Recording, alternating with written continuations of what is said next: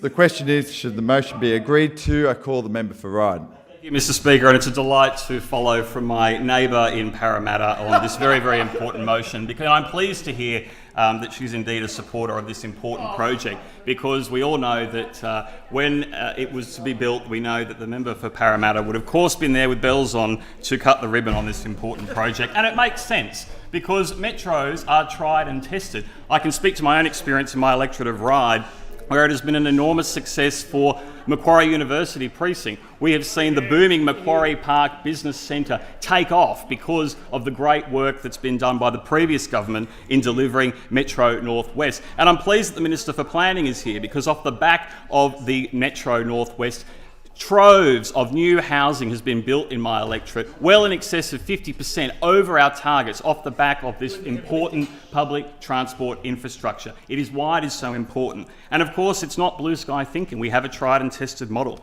We have seen its success, and therefore to walk away from Sydney Metro West, as this government is proposing, is not only short-sighted, it's not only lazy policy, but it is politically expedient for a government that has found itself in the unfortunate position of having overpromised before the election and now being left with no option but to quite clearly under-deliver.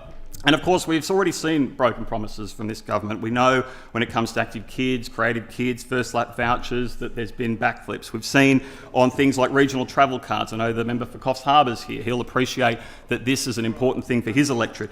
Pay increases for teachers and nurses. We're running into trouble with those issues, broken promises. We're not honouring the deals, that were made before the election. We've talked about the restoration of integrity and good governance. Well, that's out the window. We've seen that all through question time this week.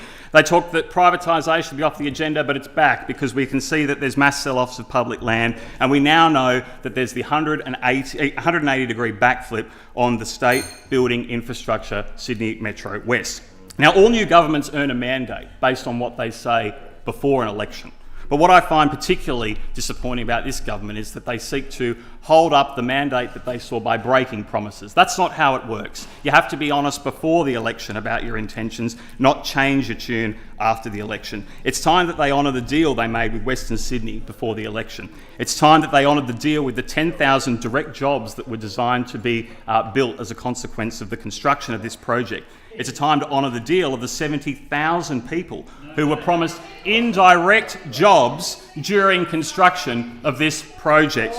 It's time to honour the deal with all those communities who voted Labor at this election off the back of the Sydney Metro West promise, which they believed would be safe if this mob was elected. But unfortunately, they have a checkered past when it comes to Metro, because I can speak to my own experience in North Ryde with the North West Metro. The former Leader of the Opposition, Luke Foley, I know a good friend of the member for Parramatta, made multiple visits to Ryde before the 2019 state election to object and to protest. It was all very politically expedient. They never had an alternative plan.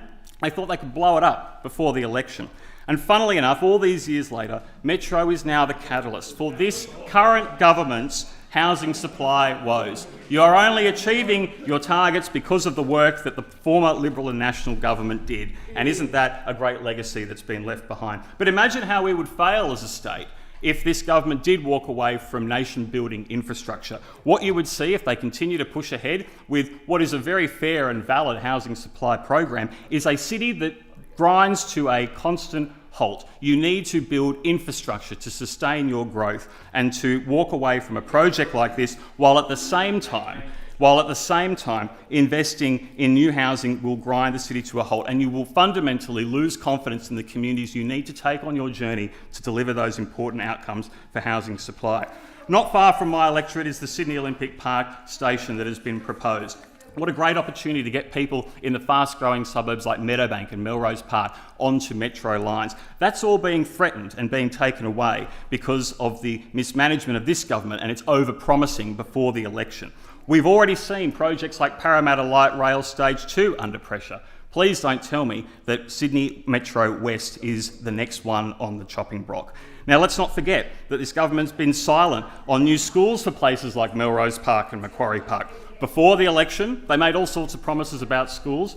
Now, after the election, we've heard nothing. we don't even have a site. It's time to honour the deal on Sydney Metro West, which is quickly emerging as the latest in a litany of not just broken promises, but broken dreams.